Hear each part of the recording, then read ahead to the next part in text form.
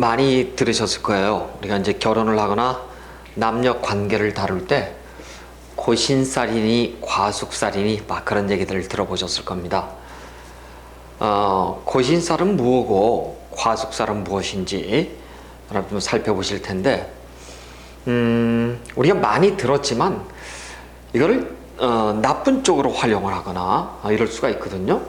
뭐 우리가 개혼을 할 수 있는 방법이라고 하는데, 나쁜 거를 좋게, 그 다음에 또 나쁨을 알았기 때문에, 이미 알았기 때문에 좋은 쪽으로 돌릴 수만 있다면은 충분히 우리가 개혼할 수가 있고, 또 그리고 뭐 전혀 우리가 지금까지 이 신살이 살, 나쁜 흉이라고 했던 이 분야를 우리가 과감하게 또 행운이 좋은 쪽으로다가 돌릴 수도 있다고 하는 점에서 여러분이 한번 좀 긍정심을 가지고 한번 보시면 좋을 텐데요.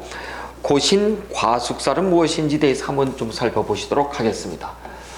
자, 고신 그리고 과숙이라고 하는 이런 단어들인데, 한문으로 굳이 쓰자면은 이 고자는 당연히 외로울, 그 다음에 이 진자는 이 지지할 때 진자 있죠? 이 진자를 쓰고요. 그 다음에 과숙이라고 하는 것은 홀로 된다고 하는 의미이고, 위에 이제 물론 잠을 잔다고 하는 이런 뜻이니까, 고신과 과숙은 둘 다 우리가 홀로 된다라고 하는 어떤 의미에서 남자에게는 호라비를 얘기하고, 여명에게 있어서는 홀로 사는 싱글을 얘기하더라. 다시 얘기해서 과부를 얘기한다, 이렇게 볼까요? 이런 식으로 보자고요. 자, 그런데 이 고신이라고 한 과숙은 어떻게 만들어지고, 또 어떤 심리가 있으며, 또 부부에게는 어떤 육친에게는 어떤 관계, 또 행운에서는 이렇게 들어왔을 때, 그다음 내 사주팔자에 고신 과숙이 중충하게 되면 어떤 현상들이 일어나는지에 대해서 여러분이 좀 살펴볼 필요가 있다고 보는데요. 자, 먼저 이 고신이라고 하는 것은 제가 분명히 말씀을 드렸습니다만, 고신은 남명에게 적용을 하고, 그 다음에 과숙은 오직 only 여명에게만 적용한다. 여러분이 이거를 분명히 좀 전제로 하고선 우리가 좀 이론을 전개시키고자 합니다. 자, 먼저 이 고신이 들어오게 되는 행운 또는 고신이 있는 주 중에 반드시 남명은 그 여명과의 어떤 배우자 관계, 또 뭐 연인 관계, 이성 관계에 있어서 좀 흉운으로 들어올 것이고, 특히 결혼을 했다라고 한다면은 이 고신의 운이 망신과 우리가 동착이 된다고 한다면 틀림없이 이혼의 전조를 짜게 될 것이다. 여러분이 그렇게 알고 계시면 될 것 같고요. 또 과숙 역시도 똑같은 얘기가 됩니다만, 먼저 고신에 대해서 한번 좀 우리가 어떻게 짜여 있는지에 대해서 알아보시자고요.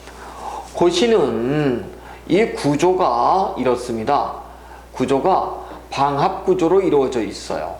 그러니까 예를 들어서 어떤 사람이 예를 들어서 경술이라고 우리가 얘기를 하시자고요. 경술이 남명은 방합 구조를 보니까 어떻게 돼 있나요?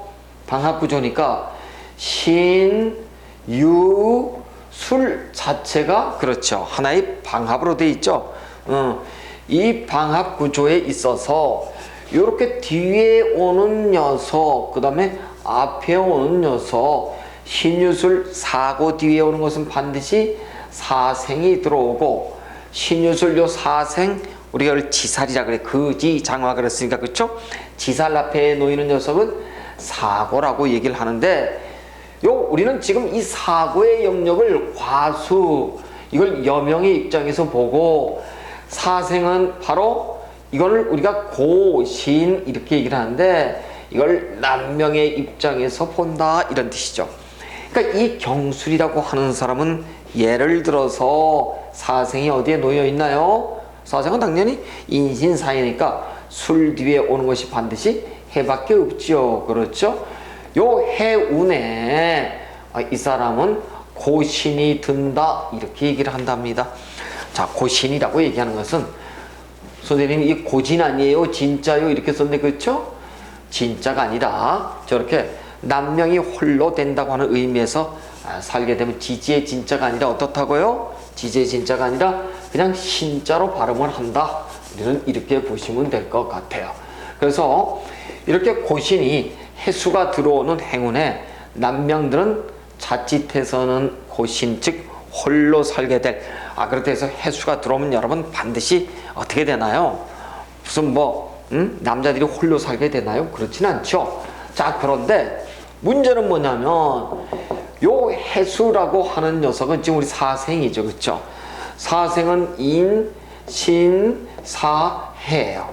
요 인신사에는 반드시 12신살 부근에 가서는 요 인신사에는 뭘로 쓰냐면 지역, 겁, 망 이렇게 들어온답니다. 지살과 역마살과 겁살과 망신살 이렇게 들어오거든요. 그래요. 그래서 이게 12신살이 이렇게 사생이 인신사회가 고신으로 들어올 때 망신으로 들어오는 때가 있어요. 망신으로. 또 이게 이제 과숙이라고 되게 화계라고 되게 이 자체가 이제 화계인데 과숙이 놓일 수도 있죠. 그렇죠? 신유술이니까 이 앞에 놓이는 신 앞에 오는 것이 보니까 사고 미잖아요. 그렇죠? 이렇게 과숙과 이렇게 고신이 남명의 입장임에도 불구하고 한꺼번에 이렇게 놓여 있잖아요. 이럴 경우에도 대체적으로 부모 형제가 인연이 박하고 부부 인연이 박한 경우가 많습니다. 그래서 고신이라고 하는 이 단어 자체를 우리는 행운에서 들어올 때, 행운이 들어올 때 그 행운에 동착이 우리가 될 때를 여러분이 고신의 해가 망신을 짜고 들어올 때를 보고 그 다음에 또 사주팔자 원국에 또 이렇게 재성이 사절지로 놓여 있는가 우리가 이제 이렇게 보시는데 그럼에도 불구하고 내가 고신을 낳고 이렇게 고신을 낳죠. 과수걸로 이렇게 해서도 잘 사는 경우가 있답니다. 이게 뭐냐면 이런 얘기예요. 내가 이 사람이 남명이죠. 어떤 여명의 입장에서 어떤 여명이 이렇게 일지에 신해를 놓을 수가 있죠. 그렇죠? 내 일지에 각각의 일지, 각각의 일지에 나의 고신을 갖다 놓은 경우에는 괜찮아요. 그 다음에 이 사람의 고신 또 이 사람의 고신은 어디에 들어와 있나요? 보니까 해자 축인의 인이잖아요. 그렇죠? 그럼 예를 들어서 이 사람 같은 경우에는 내가 이 사람이 결혼을 한다, 여명을 구한다. 그럼 여명의 입장에서는 어떻게 있다고요? 이렇게 자기 일제 나의 고신을 갖다 놓은 사람들하고는 잘 살 수가 있어요. 그렇습니다. 그래서 일단 이렇게 고신이 나와 있다고 한다면 고신을 놓은 사람, 그분하고 우리가 배우자 연을 맺어도 잘 산다 이렇게 보죠. 자, 그러면 고신은 인, 묘, 진일 경우에는 당연히 사가 될 거고요. 그 다음에 사, 오, 미일 경우에는 요 뒤에 오는 미 뒤에 오는 신이 될 것이고 그 다음에 신, 유, 술이라고 한다면 여기는 해수가 될 것이고 그 다음에 여기에 해, 그 다음에 신유술, 해, 자, 축이 될 것 같으면 인이 들어오더라. 그래서 우리가 인신사의 사생을 고신이다 이렇게 얘기를 하고요. 그래서 고신이라고 하는 것을 여러분이 다시 한번 정리를 하면은 고신은 홀로 되는 기운이더라. 남자가. 그래요. 그래서 방합의 구조로 보는데 방합의 맨 오른쪽 뒤에 오는 사생이 고신에 놓이게 되더라. 근데 이 고신이 들어오는 해는 반드시 남자가 홀로 되는 것이 아니고 고신이 들어올 때 망신이 들어오는 해가 있어요. 그치? 월이 있어요. 이 운에 대체적으로 잘못 일탈하기 쉽더라. 그래서 여러분 고신과 망신이 동착해서 들어오면 그 달, 그 년도 그 달에 대체적으로 우리가 일탈해서 그로부터 한 2, 3년 뒤에 이혼의 전조를 밟게 되더라 이렇게 보시고요. 그런데도 불구하고 내가 잘 살더라. 난 고신을 낳았는데도 별탈 없이 잘 살아가거나 하는 사람들이 보면 내가 사주팔자에 고신을 놓았다고 과석을 낳았어도 내가 고신을 상대방의 여명의 입장에서 일지에 갖다 놓는 이런 사람을 만나도 내가 잘 살더라. 우리가 그렇게 본답니다. 그래서 이 고가성을 우리가 고신 이르고 신 앞에 놓여있는 사고를 우리가 과숙 이렇게 얘기를 하죠. 신 앞에 놓여있는 건 미잖아요.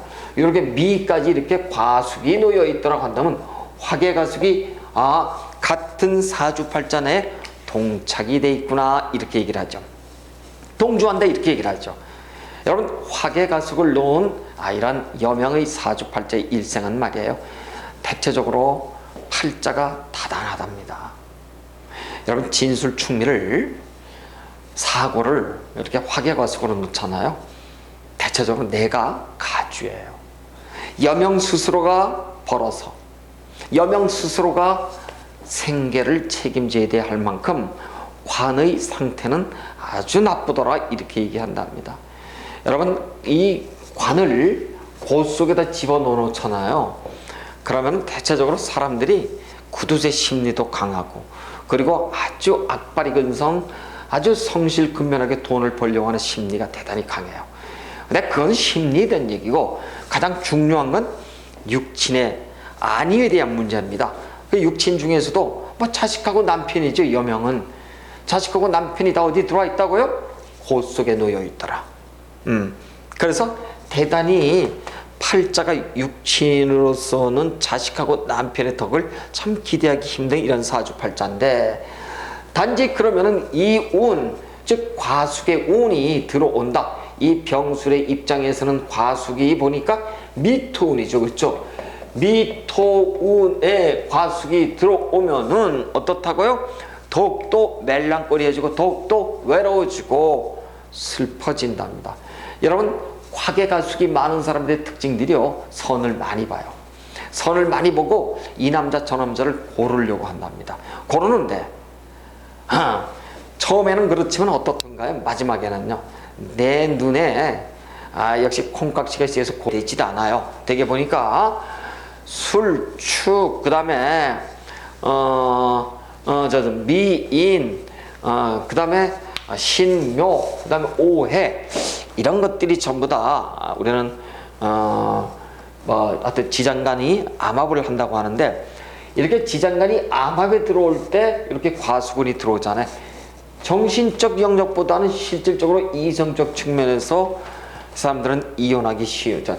뭐 하여튼 조금 이렇게 일탈하거나 겉돌기 쉬운 그런 행운이다 이렇게 얘기를 하고 또 하나 또 이런 사람도 실질적으로 이게 과수군 놓지 않고 화계도 안 나왔지만 이렇게 과숙의 운이 들어오게 되면은 그런 일탈과 더불어서 한편으로서는 어떻다고요?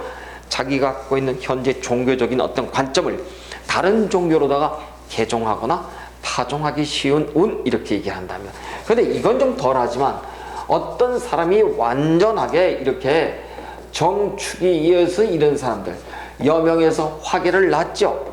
화계를 낳는데 다시 또 무엇이 들어온다고요? 과숙의 운은 뭐예요? 화계는 요거는 신사유축 삼합의 화계고 우리가 지금 얘기하는 과숙은 뭐예요? 방합이잖아요. 그렇죠? 방합은 해자축이잖아요. 해 앞에 놓이는 것이 술이잖아요. 그렇죠? 해자축이니까 요 술이 들어와서 과숙의 운이 들어오면 되게 어떻든가요? 이런 사람들은 술축이 들어와서 이 순간에 개수 있지 않습니까? 개수가 나한테 관이잖아요. 그럼 정축이 묘에 놓이고 요 개축이 관대에 놓였죠. 되게 남편하고는 어떻든가요? 과숙에 놓이면 남편이 아프거나 생리사별에 놓이거나 이렇게 들어갈 수가 있더라. 그래서 여러분 여명에 있어서의 과숙이라는 것은 문자 그대로 내가 홀로 잠을 잔다고 하는 의미는 뭐예요? 내가 그만큼 이혼하게 되거나 사별하게 되는 어떤 그러한 운이 들어온다는 겁니다. 그래서 이 과숙의 운이 이렇게 화계와 묶어서 있는 경우도 있고 화계가 전혀 없는 가운데 과숙이 들어오는 운도 있고 근데 이렇게 술년이 들어올 때 술월이 또 이렇게 동착이 들어서 들어올 수 있죠. 이때도 우리가 대단히 위험하더라 이렇게 볼 수가 있어요. 근데 여명의 입장도 되게 망신을 짜고 들어올 수가 있잖아요. 그렇죠? 그해 이 사람의 망신은 뭐예요? 축의 망신은 사유축이니까 신월이에요. 신월이 망신해랍니다. 그래서 이 사람에게는 술년도 신월이 뭐예요? 과숙을 짤 때 신이 들어오면은 과숙의 해에 망신이 같이 들어오면 반드시 여자도 일탈을 하게 되더라, 이런 얘기입니다. 그래서 여러분 이렇게 고신 과숙이라고 하는 것은 남녀명을 우리가 이렇게 따로따로 놓고선 얘기는 하지만은 실제 이걸 뭉뚱그려 보면 같은 내용으로 볼 수 있어요. 그래서 아까 고신도 뭐라 그랬나요? 고신의 행운에 우리가 혼인하거나 택일하지 말라고 얘기를 했어요. 이렇듯이 여명이 있어서도 과숙이 들어오는 어떤 행운이 있죠. 행운에는 특히 뭐 이런 사람들 같은 거 보실까요? 이 정축의 일주들 같은 경우에는, 자, 이 정축의 일주들은 과숙은 뭐예요? 고신과숙은 무조건 방합이잖아, 그렇죠? 그러니까 이게 방합은 해자축이잖아. 해자축이니까 이 앞에 놓는 것이 술이잖아, 그렇죠? 요 술년도, 다시 얘기해서 정축은 2018년도가 어떻게 되나요? 무술년이잖아요, 그렇죠? 이 무술년은 이 사람한테 과숙연도의 행운이다, 이렇게 봐요. 요때는 결혼과 관련한 택일은 하지 마세요, 이런 뜻이 되겠죠. 그럼에도 불구하고 요 연도의, 요거는 이제 우리가 과숙은 방합으로 바꿔요.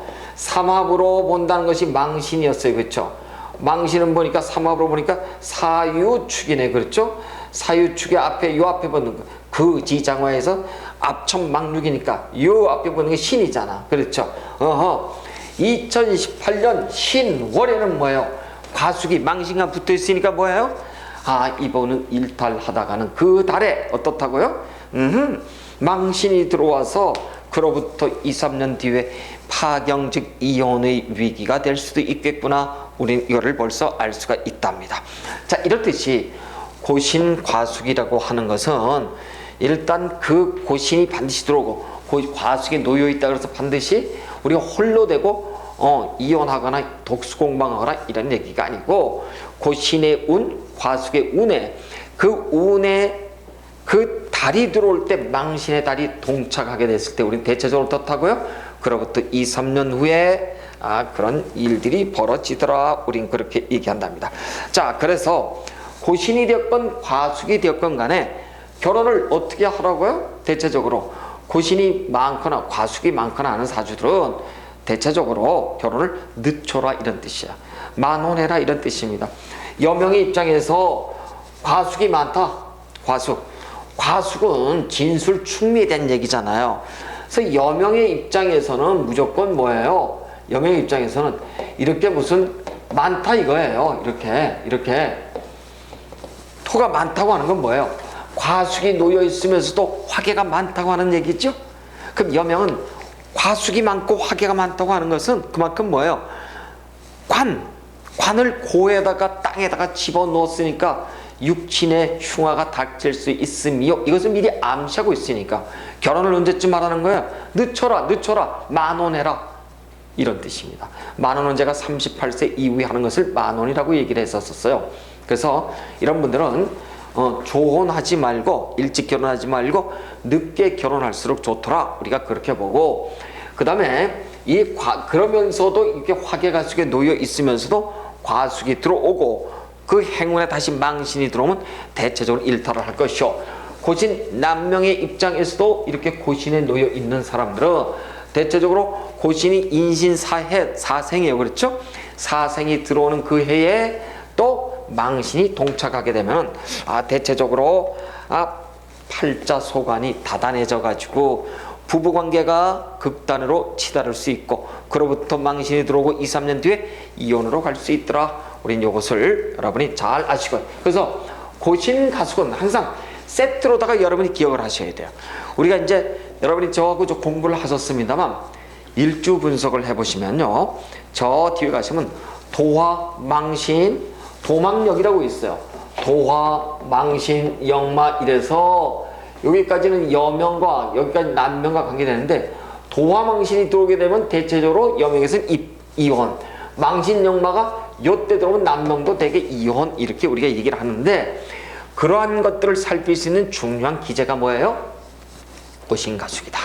그래서 고신과숙 그랬더니 그저 과부되고 호랩이 되고 못 살고 그렇게 여러분이 보시는 경향이 있는데 반드시 그런 것만 아니다. 그래서 고신과숙은 두 개를 한꺼번에 묶어서 여러분이 같이 해석을 하시는데 고신과숙은 방합으로 보고 그 다음에 화계라든가 그 다음에 망신이라든가 역마라든가 도화라든가 이런 것들은 뭘로 본다고요? 삼합의 체계에서 보더라. 그래서 유일하게 여러분 방합으로다가 볼 수 있는 것이 몇 개 없어요.